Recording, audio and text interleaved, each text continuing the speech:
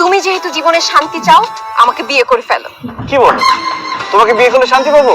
অবশ্যই, কারণ বিয়ের পর তুমি আমার সামনে থাকবা, আমি তোমার সামনে থাকবো, সন্দেহ করার তো প্রশ্নই ওঠে না। আর তুমি যখন কল করবা, আমি তখন একদম চিল্লাপাল্লা করবো না, উল্টা তোমার সাথে আমি অনেক আদর করে কথা বলবো, তোমার জন্য নিজ হাতে রান্না করব, রাতে তোমার মাথায় হাত বুলিয়ে তোমাকে ঘুম পাড়ায় দিব, আর বিয়ের 1 বছর পর একটা বাচ্চা নিয়ে নিব।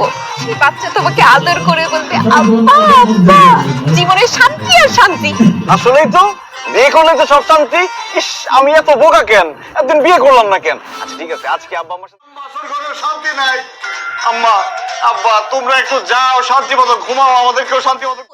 রান্না বান্না তো দূরের কথা, এই ঘরের কোনো কাজ আমি করতে পারবো না। খাইতে পারবা তো বৌমা, নাকি তোমার খাওনটাও চাবাইয়া মুখে তুলে দিতে হইব? আপনাদের খাওয়াই দিতে হবে না, কষ্ট করে আমার খাওয়াটা আমি নিজেই খেয়ে নেব। Thank you. তাহলে নিজের রান্না নিজেই করে নিবা।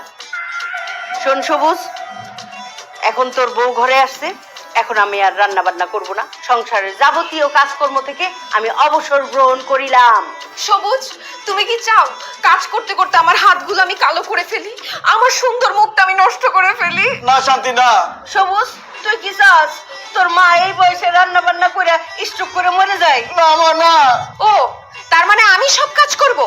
আমাকে কি চাকরানি বানানোর জন্য তুমি বিয়ে করছিলে সবুজ? না শান্তি, তুমি কাজের মেয়ে হয়ে যাও, এটা আমি চাই না। ও, তোর বউকে আরামে বসে খাওয়াবি আর তোর মাকে এই বাড়ির চাকরানি বানিয়ে রাখবি? কি বলতেছো আব্বা?